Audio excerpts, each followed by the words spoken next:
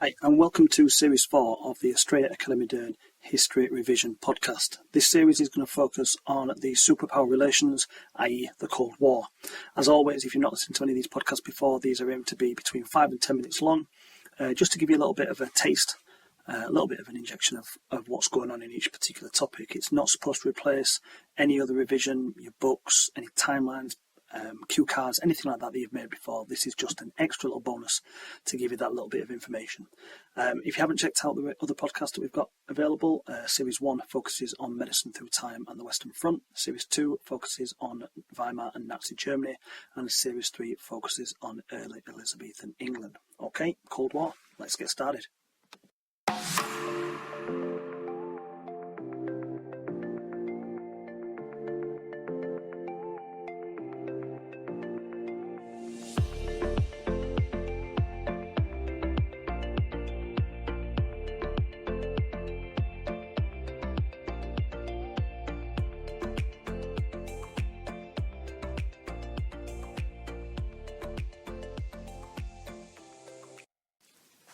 Okay, so this is episode 2 of Series 4, aiming at the Cold War, superpower relations. And this episode will focus on the events of the 1950s.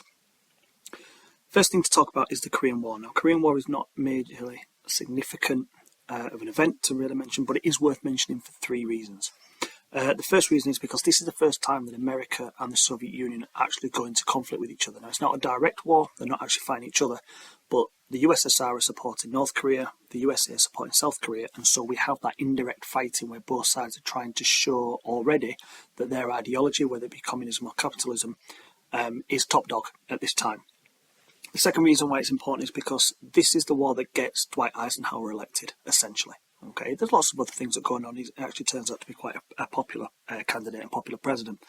But he runs his campaign based on the promise that he will end the Korean War and bring our troops home. Korea was not a very popular war in America. They just fought in World War II. And so a lot of people back in America wanted the soldiers to come home. And Eisenhower made that as one of his major electoral promises, that he would bring the troops home if he was elected, which, by the way, is something that he does actually deliver. Okay, he becomes president in the January. By the June, July, the war was over. The final reason why it's worth mentioning is because despite the fact that essentially the Korean War's a draw, both sides kind of go back to where they were and nothing really changes, both the USA and the USSR claim it as a victory and use that propaganda and that spin to make it seem that they are the ones that have come out victorious. And so both sides, again, despite it being a draw, kind of come away quite happy with the outcome of the Korean War.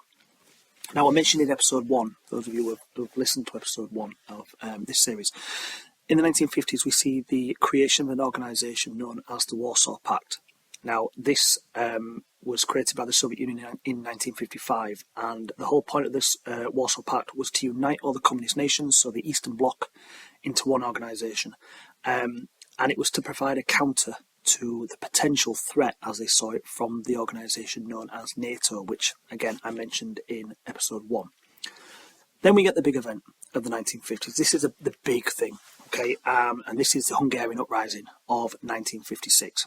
So, 1953, Joseph Stalin dies, and he's replaced by Khrushchev. Now, Khrushchev hints that maybe he will relax the communist rule in the satellite states. He talks about de-Stalinization. He wants to find his own way and creating a communism in his name. Now, Hungary get a new prime minister at this time by a guy called Nagy, who was very liberal, a little bit more laid back. He wanted to change the way communism was run in his country, in Hungary, and he wanted to do it in 3 ways. The first thing he wanted to do is he wanted to leave the Warsaw Pact. He didn't want to be part of the Warsaw Pact. He didn't want that control. He wanted free elections. He wanted the Hungarian people to choose who they wanted to be their leader. And then finally, he wanted the UN to provide protection for Hungary from the Soviet Union as he anticipated a backlash from the USSR. Khrushchev clearly worried. Okay, he thought Nagy might be a good guy who would help him. Actually, he's gone rogue. He's gone way further than what he expected. And what Khrushchev is worried about is the potential of a domino threat. So the idea that if Hungary become and leave the Warsaw Pact and become non-communist, or certainly a much weaker communist nation than maybe Czechoslovakia will, maybe East Germany will, and so on and so forth. So he's worried about that. So on the 4th of November 1956, Khrushchev sends in 200,000 Soviet troops into Hungary to take back the nation. Nagy is arrested and executed, and a stronger communist by the name of Keda is put in his place and re-established that strong communist rule. Now, the important thing about the Hungarian uprising is, as you'll see through later episodes that I'm going to record for you, there are other uprisings, there are other invasions where the Soviet Union have to go into countries and reaffirm their power over that nation. They all follow the same plan. It starts off with a strong communist rule, then they get a more liberal communist, he undermines the Soviet control, the Soviets invade, and then there are consequences because of this. So whether it's Hungary, whether it's Czechoslovakia, or whether it's Afghanistan, they all three follow that same principle of those five blocks within the story. So when it comes to writing a narrative on any of the three invasions, that's the system you need to use. The final event of the 1950s, it's quite a short one this, but the final event of the 1950s centres around Berlin. Now, during the 1950s, 2.7 million people have crossed from East Germany into West Germany through Berlin. Okay, so even though they can't get across the border of East Germany to West Germany, if they go into East Berlin, they can cross into West Berlin, and once they're in West Berlin, that is part of West Germany, and therefore they have access into West Germany. So we're seeing what became known as the brain drain. Okay, lots and lots of people who are academic, who are in business, that are making money, want to be in capitalism. They want to earn more money. If you're in communism, you're not going to have that opportunity. So we see a lot of sort of academic, university-educated people leaving the Eastern Bloc, leaving East Germany and moving into West Germany. And it's a bit of a humiliation. So Khrushchev comes out, throwing his toys out the pram a little bit, and has a bit of a hissy fit, really, and issues something became known as the Berlin Ultimatum. This is in November 1958. What he basically states is that Berlin is in East Germany, and so therefore should belong to East Germany. And so what he wants all troops from America, Britain, France to leave Berlin. They shouldn't be there because technically they're in East Germany. He gave them 6 months to clear out, or there'll be consequences. He says he doesn't want to use force because he doesn't want a war to break out.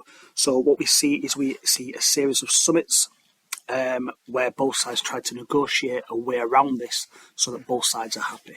The summits continue right up into 1961, so we see a change of president at that point. JFK is now in the presidency, and it doesn't really work. Okay, Khrushchev is kind of hoping the intimidation is going to work. It doesn't, and so what it's going to lead to is eventually the creation of the Berlin Wall, which I will discuss in the next episode, because now that's touching into the 1960s. Okay, so that's the end. That's the end of the 1950s. Hope you found it useful. Make sure you're checking out the other podcasts, both the previous one, the 1940s, and the ones that will be recorded in the future on the 1960s, 70s, and 80s. And if you haven't already checked out the Elizabethan podcast, or the medicine, or the German ones, then make sure you do that as well. Keep working hard, guys. Keep revising. It is worth it. Catch you later. Bye.